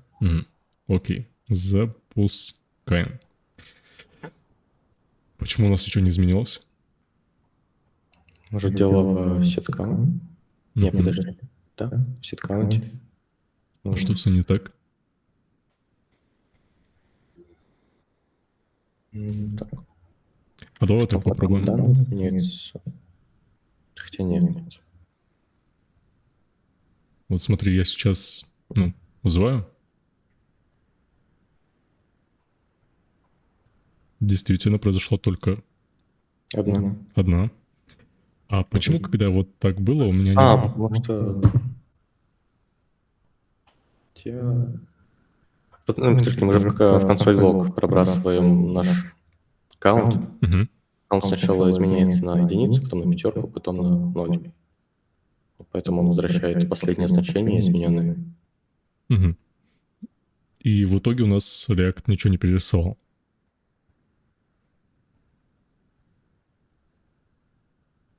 Получается так. В целом, да. В целом, да, так и есть. То есть React действительно будет перерисовывать компонент только в том случае, если, как ты сказал про виртуальный дом дерева, он понимает, что что-то поменялось, и в этом случае он понял, что ничего не изменилось, и он ничего не перерисовал. И второй момент — это то, что да, тут будет одна перерисовка.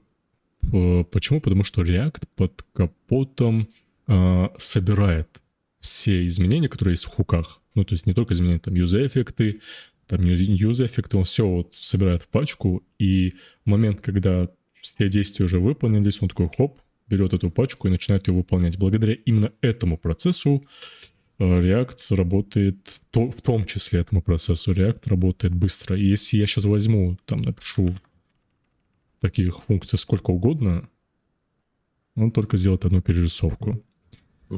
Вот, хорошо. Ну, теперь я усложню задачу.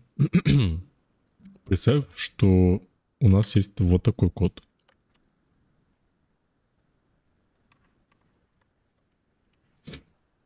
Вот. Давай начнем с вот этого. Давай даже, знаешь, как сделаем? Подожди, у меня есть более простой вариант. Вот, давай сделаем так. +1, +1, +1. Если я нажму на эту функцию, то кнопку, какой результат я получу в консоли и вообще в целом тут? А у тебя разве не выйдет ошибка? А почему она должна выйти? Все аккаунт при изменении нельзя же напрямую изменять. Аккаунт. То есть ты имеешь в виду вот это вот? Ну, да. А почему ошибка будет? Так. Типа потому что это константа? Ну, нет, потому что ты тут напрямую изменил. Ага. Так, смотри, а где я ее меняю? В этом случае вот это вот действие производит изменения? Да. Ага. А если я сделаю вот так вот, смотри.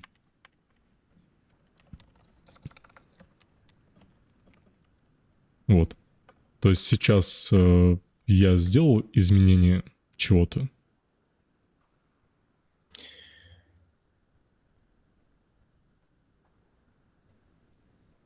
По идее, да, но само значение не поменяется.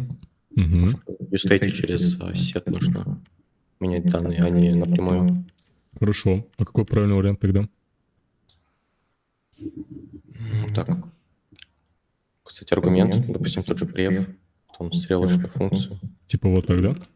Да, и преф +1. Хорошо. А что, если я сейчас тебе скажу, что тут ошибок нету? То есть, ну, мы понимаем, что будет одна перерисовка, и я такой кликаю, ошибок нету, все прекрасно. Почему, учитывая, что нет ошибок, он один отобразил? Даже, ну, учитывая тот факт, что ты говоришь, что будет изменение, да? То есть, по сути же, я меняю, получается, каунт. То есть 1, 2, 3. Но почему у меня тут 1? Вот. Ну, как будто он только один принимает. Рендер же один раз происходит, может, из-за этого. Угу. А вот давай мы уберем вообще UseEffect, чтобы он не мешал. То есть я вот нажимаю Do It. Должно уже быть, по идее, 3. Так.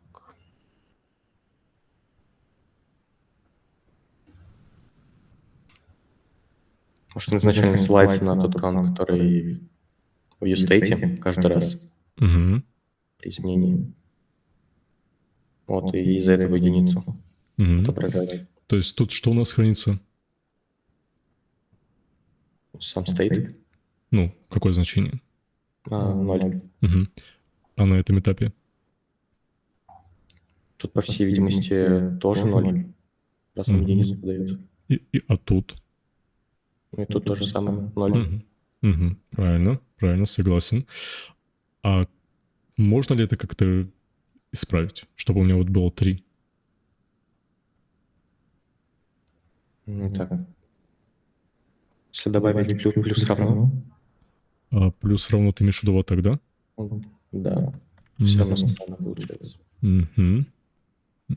Вот. Теперь, кстати, произошла ошибка. Мы ее добились. А можно ли без плюс равно это сделать? Я тебе скажу так, ты и дал ответ.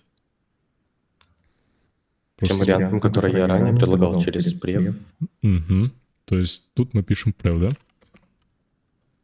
Да, и аккаунт на прев тоже заменяем. Там же.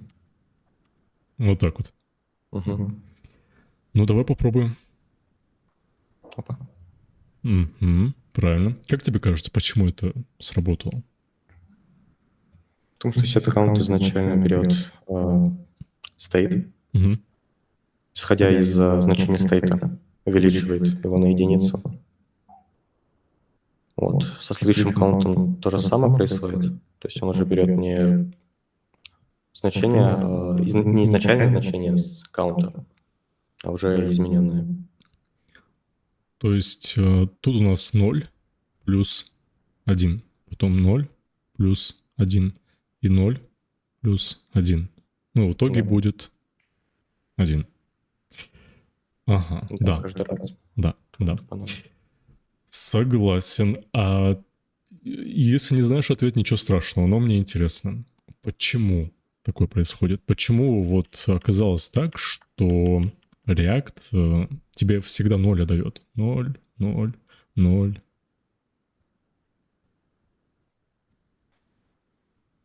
Первое, что ему приходит, это синтаксически.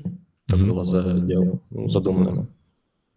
Второе, может, он ссылается таким образом уже на измененное значение. Ну, имеется в виду, если использовать прев, стрелочка. Вот. Но это чисто мое мнение. Интуитивно думаю. Ну, в целом тут такая штука, что React, когда ты вот производишь изменения, то есть что такое перерисовка? Ререндер — это значит, что твоя функция перевызывается. То есть каждый раз, когда у тебя меняется props, каждый раз, когда у тебя меняется state, каждый раз, когда у тебя ты привязан к контексту, меняется контекст, и он зависит от этого контекста, этот компонент. То есть каждый раз, когда должен триггернуться процесс перерисовки, по сути, ты делаешь вот это вот действие. То есть твоя функция вызывается каждый раз. Что и должно делать. Соответственно, твоя функция вызывается каждый раз. И что это значит? Представь ситуацию. Я сейчас сделал вот это вот. То есть моя функция вызвалась, и она берет, объявляет вот это вот и возвращает мне результат какого-то там вычисления, не знаю, там, JSX или чего-то еще. И когда ты первый раз нажал на setCount, вот первый раз вызвал, у тебя батчет, ну, то есть у тебя собираются несколько, то есть вот эти setCount в итоге у тебя собирается как один, и в первый вызов твоей функции вот этого app, то есть как только React впервые вызовет при клике, он знает, что на момент вызова этой функции, когда вот ты клик сделал, было 0. Даже учитывая тот факт, что ты 3 раза вызываешь setCount, в момент первого нажатия на кнопку у тебя setCount, ну точнее count, он 0, и функция такая, ну 0, значит 0. Я буду к нулю прибавлять единицу. Все. То есть я в итоге сделал 0 плюс 1. И как бы мы увидим только единицу. И ты правильно сказал. Преф решает эту задачу. Он под капотом уже берет предыдущий результат, который у него был в этом стейте, и начинает с ним в дальнейшем работать, как тебе это необходимо. Вот. Предпочтительнее, конечно, использовать вызов через функцию, даже если в этом нет необходимости, но как бы лучше себя иногда обезопасить. Но это не принципиально. Так, просто советик. Хорошо, пойдем дальше. Тут понятно. Тут следующая задача есть. Вот такая вот. Что у нас? Давай вместе смотреть, потому что какие-то задачи я сам не помню, когда я их составлял. Вот, у нас есть задача. Все, вспомнил. У нас есть задача, которая отвечает за следующий процесс. У нас есть input, и в этом инпуте мы можем вводить любой текст. Далее у нас есть счетчик. Счетчик, ну, понятное дело, просто обычный счетчик.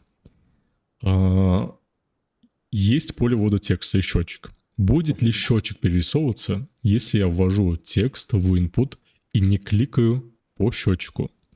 Понятен ли вопрос или как-то его объяснить? То есть будет ли у нас перерисовываться счетчик, если мы будем вводить значение в input? Да, то есть если, например, сейчас ввожу что-то сюда вот, счетчик будет ли перерисовываться или нет? И при этом, чтобы ты смог правильно ответить на вопрос, я тебе показываю счетчик. То есть сейчас мы изучим вместе код. Вот, у нас есть вот такой вот простой код. Как изучишь, дай мне знать.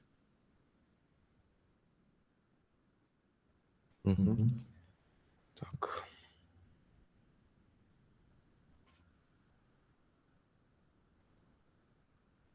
Все изучил. Так.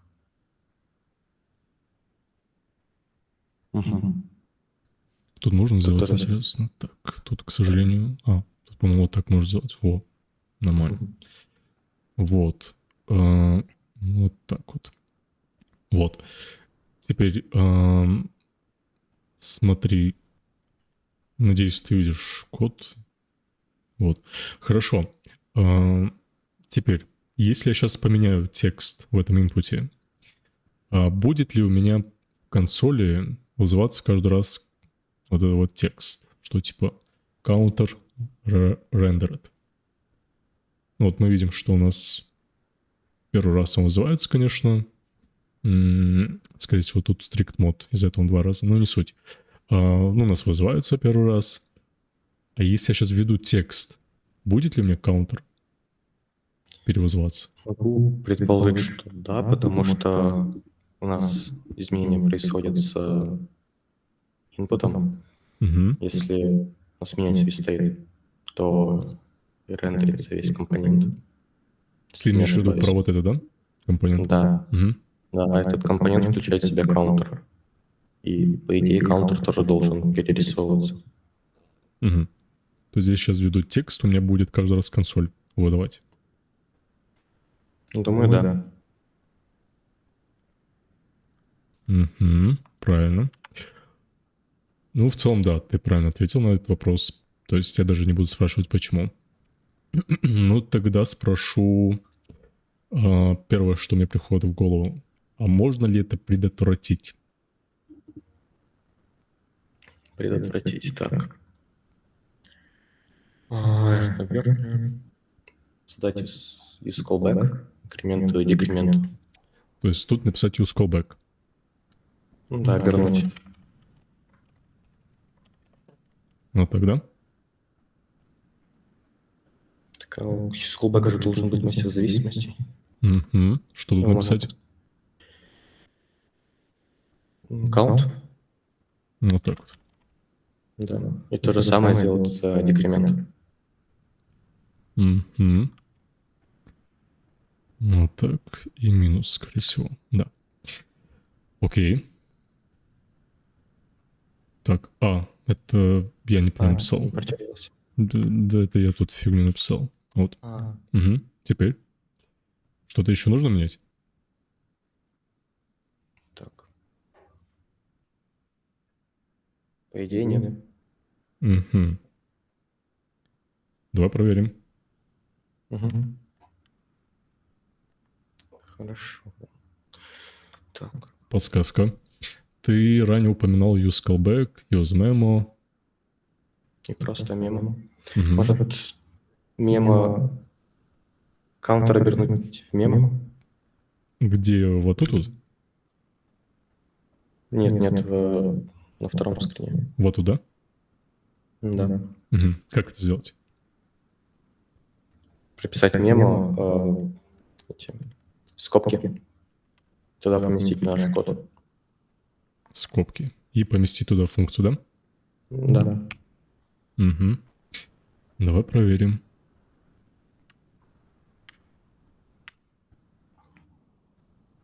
Угу. Вот, уже красиво. Красиво. Но недостаточно. Мне не нравится вот этот код. Что тут можно поправить? Use callback, правильно? Так.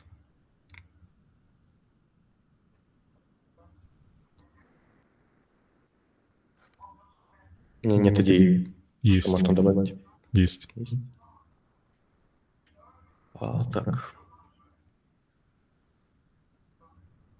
Напоминаю. Помнишь, у нас была задача первая? Там похожая штучка такая была. Ну, тоже спрев сделать. Вот туда? Да. Угу.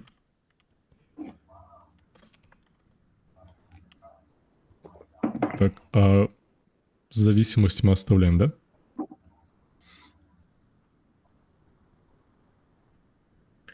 Так, насчет зависимости.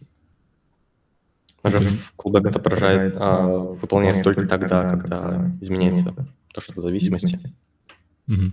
Ну, то есть ты же и мемоизируешь эту функцию, и ее пересоздаешь только в том случае, когда каунт меняется.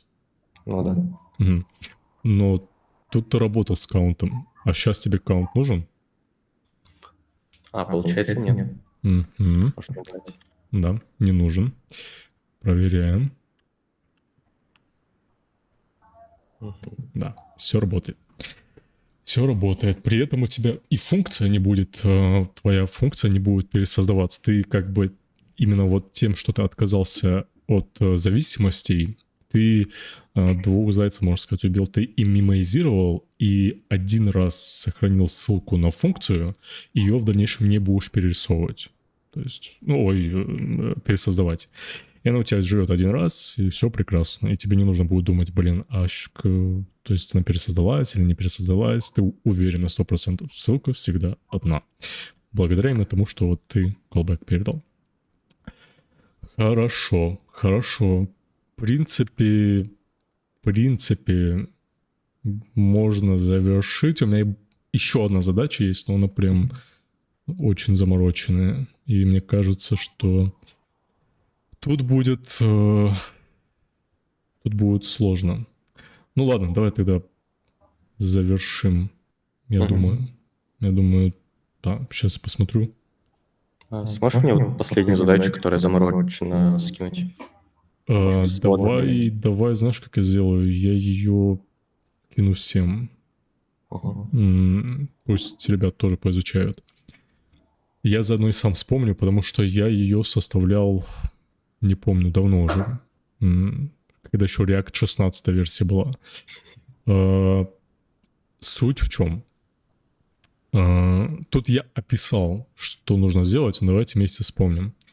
Эту задачу я составлял, когда работал в одной компании, и у меня возникла проблема с тем, что неправильно отрисовывался список.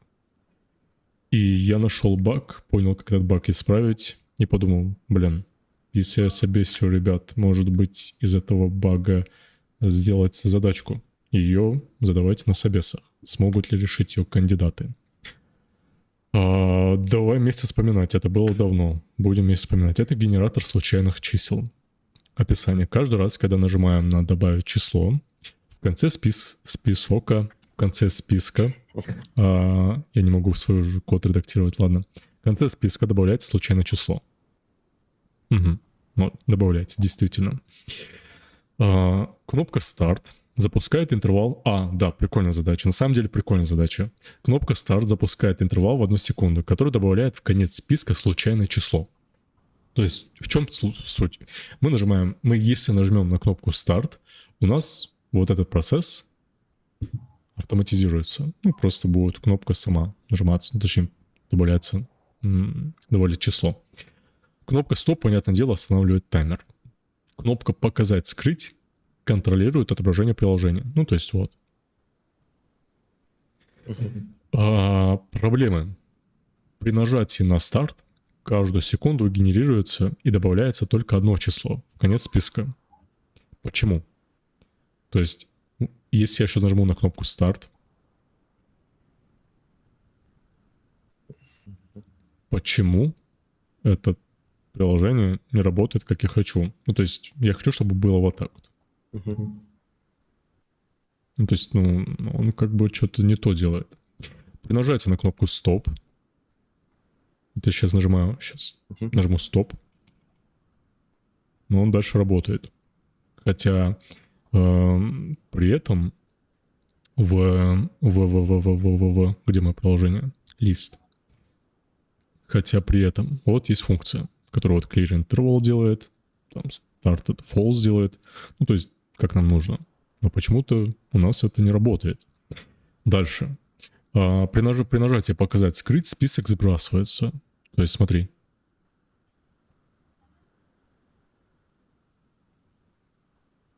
Я нажимаю «Скрыть», «Показать», и список сбросился. Почему список сбросился? Бонусные вопросы. После скрытия списка таймер продолжает работу. То есть даже когда это нам не нужно, он все равно будет выполнять свой код. Я не знаю, как тут консоль открыть. Раньше это было попроще. Вот. Нажимаю «Старт». Вот я сейчас скрываю. Мы видим, что код все равно продолжает работать. Почему? Это вот бонусный вопрос. Почему ререндерится компонент button при каждом изменении стейта? Можно ли это как-то исправить? И что еще можно улучшить в этом приложении? Вообще до идеала его довести, чтобы прям в продакшн заливать. Вот такая задача. Но эта задача, обычно ее кандидаты решают, минимум минут 10-15. Вот так вот. Это не прям очень-очень-очень сложная задача, но она интересная. И надо понять, как это решить. Я ее, наверное, скину в чат. Давай мы, знаешь, как это сделаем? Давай мы вот так сделаем это.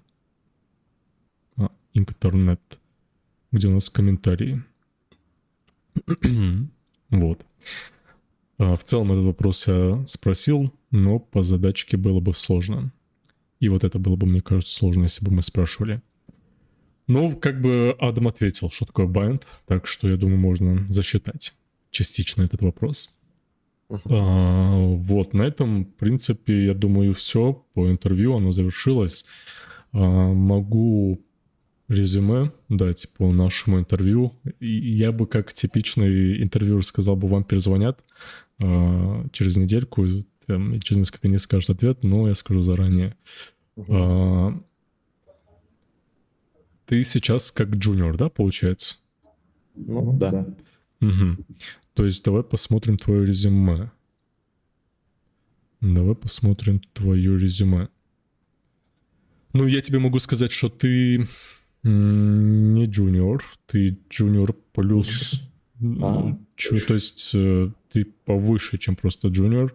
То есть какие-то моменты, как тебе сказать, в каких-то моментах ты прям вау, отвечал так, что ничего себе, прям шарит. Понятное дело, там Эвот лоб. И еще были парочку моментов, где по реакту что-то было, но где-то ты косячил. И видно было, что практики мало по этим вопросам. Честно сказать, конкретно какие все были вопросы, не вспомню, но сейчас я тебе скажу, какие именно из того, что было.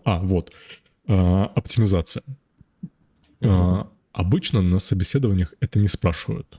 в редких случаях это спрашивают обычно там у медлов или там чаще у сеньоров касательно именно оптимизации сборки, оптимизации именно загрузки скриптов и прочих вещей.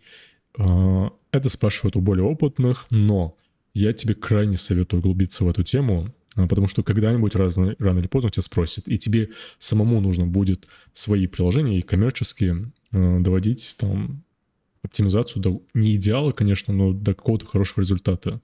И тут изучить тебе нужно код сплитинг, lazy loading, React lazy loading, как это вообще работает, что такое динамические импорты. То есть как тебе сделать так, чтобы, например, сложная библиотека XLS или там редактор тот же, который кастомный, он не грузился при первом рендере, он грузился отложенно, то есть это делать динамическим импортом. И, вообще, в принципе, лейзи-лоудингом. И как это вообще устроено. В том числе изучи код сплитинг, это очень важно. И тришейкинг, что такое, как это вообще работает. Тришейкинг? Тришейкинг, ты сказал? Нет, три. Дерево, тришейкинг. Да. Дальше.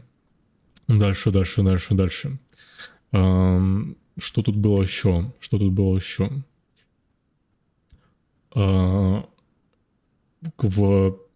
В принципе, тоже не спрашивают прям часто, но тем не менее SSR, SSG, ESR, что такое, лучше просто, так сесть, вызубрить.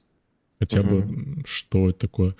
Там CSR есть тоже, но понятное дело, что ты знал, что это, типа клиентский рендер, там обычно React. Вот, ты правильно ответил касательно SEO-оптимизации, это прям вот в точку попал, почему именно нужен SSR, и тут вопросов не было. Хорошо, дальше. Use callback, use memo. У меня было такое ощущение, что ты шаришь в этой теме и в аппарате, но недостаточно хорошо, то есть как будто бы ты почитал, посмотрел, но не применял как бы в своих пэт-проектах или там... Я достаточно редко применял, да. Тут ты прав. Вот. Я бы тебе вот как раз в этой задаче, вот, которую вот я сейчас скинул, там, я думаю, можно попрактиковаться с use callback, с use memo, посмотреть, что и как это. Потому что прям ни одно, по-моему, React-собеседование, хотя ладно, сегодня у меня было React-собеседование, и почему-то меня вообще не спросили про use memo, там, use callback. Но чаще всего спрашивают. И советую тебе прям use memo, use callback, React memo. Ты в целом ты шаришь, ты знаешь, что это, но все же вот поэкспериментировать побольше с этим, попрактиковаться. Дальше. Use effect. Вот это вот косяк. Адам, это срочно нужно исправлять. Сесть, изучить, как вообще работает use effect. То есть изучить при апдейте, что с ним происходит, при did mount, что с ним происходит, как отловить unmount, то есть вообще как устроен use effect. Прям вот вызубрить, как это возможно. Это очень-очень важно. Потому что если ты не ответишь на этот вопрос про use effect, это прям значит, что ты недостаточно хорошо шаришь в React. И это тоже показатель. Дальше. Жизненный цикл я тебя не стал спрашивать, потому что ты, когда начал говорить про классы, я понял, что в целом ты знаешь, что такое жизненный цикл. Но потом на use effect я понял, что есть что подучить. Вот. Виртуальный дом дерева нормально. Reconciliation тоже нормально. Дальше. Контекст. Я у тебя хотел про контекст спросить, но не стал, потому что у нас не хватило бы времени. Думаю, ты знаешь, наверное, что такое props drilling, как контекст работает. Да, ты, скорее всего, знаешь. Вот. Твоя ахиллесова пята — это TypeScript, и это нужно прям подтягивать. Это прям очень-очень-очень важно. Вот сделай все, забрось прям все, что возможно, что есть во фронтенде, и сиди, изучай TypeScript. Крайне тебе советую посмотреть вот этот вот сайт. Так, где у меня закладки? Type Hero. То есть вот есть вот этот сайт, офигенный сайт, сложный. но все же стоит попробовать его посмотреть. Тут есть вот такой вот раздел, и можно начать с этого. Просто почекать, посмотреть, поизучать. Или же перейти Explore, и тут есть вот такие вот самые-самые начинающие задачки по TypeScript. Но прежде чем это делать, сначала изучи базу по TypeScript, потому что я заметил, что ты как будто ты TypeScript использовал где-то максимум месяца 2, вот если суммировать общее по сути, количество. так оно и есть. Да. И я бы тебе советовал бы прям полностью вникнуть в TypeScript и потратить на это много времени, потому что прям на собеседованиях это часто, очень часто спрашивают про TypeScript. Ну и, в принципе, ни в одной компании нет места, где не используют TypeScript уже. То есть прям везде это нужно знать. Дальше. В целом ты правильно ответил про any, unknown, то есть вопросов нет, все четко. Что там еще было? Дальше. Event loop, окей, вопросов нет. Async await вшаришь, async await, но изучи, как работает async await под капотом. Под капотом я подразумеваю, о чем я говорил ранее. Это вот это вот. То есть или это, или же TypeScript Play. Советую прям всем, кто будет вообще, кто у нас там смотрит, изучить, как вообще наш код, который на TypeScript и на E6, как он вообще преобразуется в понятный для браузера язык, для всех браузеров язык. То есть если перейти tryout и тут написать, например, там как-нибудь так. И тут нужно было где-то включить, если меня память не подводит, но, скорее всего, я сейчас не вспомню. Тут нужно было включить... Где-то тут был режим. Но, скорее всего, это мне вот тут подскажет. Тут ты включаешь режим именно ES5, вот. И наш async await, который мы пишем, там, return, я не знаю, там, await, там, что-то, пусть будет там fetch, например. Это по факту для браузера не выглядит вот так вот. То есть, когда мы собираем наше приложение, оно по факту преобразуется вот такой код. То есть, один раз этот код генерится в самом начале нашего бандла, и в дальнейшем наша функция, которую мы писали async, она выглядит вот так. То есть, довольно-таки страшно. И не так, как мы хотели бы. Вот, и советую чекнуть, посмотреть вообще, почему именно вот так вот происходит, а не как мы хотели бы. И важный момент, async await, он работает не только с запросами. Это я заметил часто вот кандидаты, типа, когда вот спрашиваешь у них про async await, они вот говорят, что только запросами. Потому что мы чаще всего на самом деле только используем async await для запросов. Вот, но ты правильно, кстати, сказал тогда, что с промисами это в основном применяется. Да, тут в целом ты тоже правильно говорил. Так, async bind call, правильно, вопросов 0. Intersection observer обязательно, прям вот сесть и изучить, что как вообще можно отлавливать при скролле какие-то действия. Вариант со скроллом, прикручивание обработчика события скролла, это старый вариант. То есть его можно применять. Старый вариант, я как говорил, каждый раз, когда на собеседовании спрашивают, как можно отловить скролл, это вопрос с подвохом. И от тебя ожидают неправильный вариант. Это сказать, что ты прикручиваешь обработчик события на скролл. Это вот прям вот все ожидают этот вариант. Правильный вариант сказать intersection observer. И если ты вот говоришь второй вариант, сразу таки четко, нормально, молодец, вопросов 0. Дальше. Что? Ну и в целом вопросы были по JavaScript. Ну, самый первый вопрос, я помню, ты на них правильно отвечал, все четко, вопросов не было. Что деструктуризация, что REST операторы, все было нормально. Вот, и последний момент, это по HTML.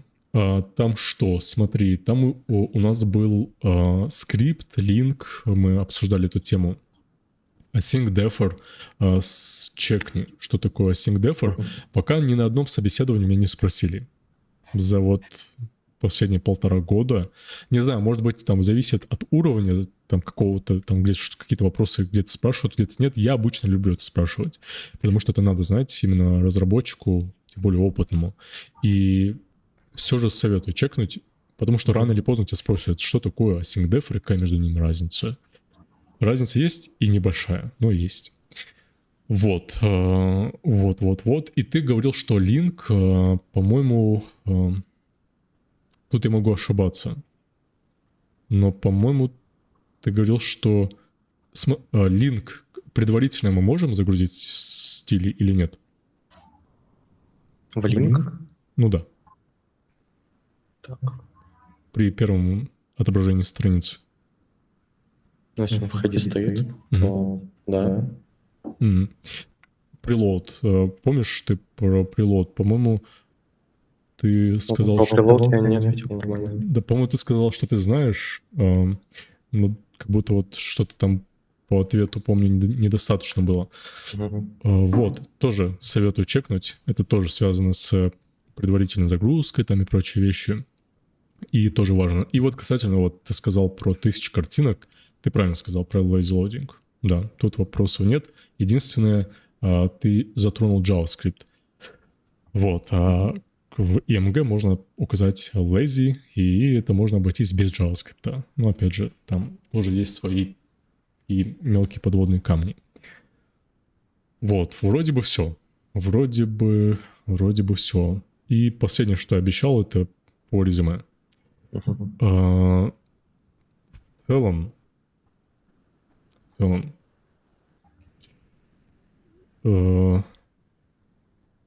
все вроде бы ок, прям подробно описано, опыт работы. Да и описание нормальное. Того стека, что ты знаешь. Да, вроде бы да. Единственное, что бы я сделал бы, это не обязательно, но просто я бы по списку бы отсортировал самый приоритетный стек, который ты знаешь. То есть, смотри, ты хорошо разбираешься в React, но все же, если ты React-разработчик, я бы вначале вывел бы стек, который связан с React, потому что от тебя, как от кандидата, ожидают знаний по React. И ты сразу говоришь, вот смотрите, вот это я первое знаю по React, ну а остальное менее приоритетно. Это вот, если вам нужно знать, вот смотрите, это тоже я знаю. То есть React, TypeScript, вот это все самый верх, а HTML, CSS, Bootstrap, там, тем более jQuery, да, это можно вниз опустить, и самое важное, стек вынести вверх. Потому что HR, они как искусственный интеллект, они не читают наше резюме, они просто, знаешь, if-else, они так, значит так, тут есть слово, которое я знаю, все. Если они видят много разного текста, они не во все вникают, такие, ну, типа, ладно, возможно, не мой кандидат, и могут уйти. Из-за этого вот самое важное выносим вверх. Вот доброго времени суток, меня зовут Адам. Тут и так понятно, что ты Адам. Ты это вот тут уже сказал. Можно это убрать, не писать. И вот это ты уже объяснил. Вот тут вот. Можно не писать, что то же самое, что написал наверху. Окончил, никому не интересно. То есть, что за университет мы окончили. Обрати внимание, ни в одной компании, ни в одном собесе, который ты мог увидеть, никто не спрашивает у нас, типа, что за университет мы окончили и какой у нас диплом. Хотя один раз в моей жизни меня спросили, и в итоге меня не взяли на работу. Вот. Но все же это убрать. И вот самое главное вынести вверх. Так, а вот остальное можно, в принципе, оставить. И вот, очень важно, что ты сделал. Да, это можно оставить. И я бы еще указал GitHub. Вот, да, вижу, GitHub есть, все. То есть то, что нужно. GitHub. То есть на нашей работе в одной из компаний, где я был, прям обязательно требовали в резюме, чтобы у кандидата было или в резюме, или он присылал GitHub, резюме, описание, и какой самый главный стек он использует. Где-то прям это сильно требовали. Вот, в целом, вроде бы все. В остальном вроде все нормально. Хорошо, тогда, я думаю, можно на этом завершать собеседование. вроде бы мне добавить нечего. Если тебе есть добавить что-то, Ну, спасибо большое, что провел собес. Вообще без проблем. Огромное. Потому что пару недель назад я собеседовал в одну компанию. Вот, уверенно прошел собес, меня уверенно не взяли. Поэтому решил, мог интервью взять. Ну, надеюсь, да, Лэндли рано или поздно. Ну, я думаю, ты найдешь, потому что видно, что ты шаришь. Какие-то моменты чуть-чуть нужно, конечно, потянуть, но видно, что ты разбираешься в React и в JavaScript в том числе. Так что желаю тебе удачи, да, лехто бохлоп в любом случае. Уверен, что ты найдешь свою работу, и когда-нибудь мы услышим, что ты крутой сеньор React-разработчик. Надеюсь. Все, тогда всем баркал, кто слушал наше душное собеседование. Надеюсь, кому-то оно понравилось, кому-то нет. Лайки не требуем. На этом все. Всем бисталхо, всем ассаламу алейкум. Так, тут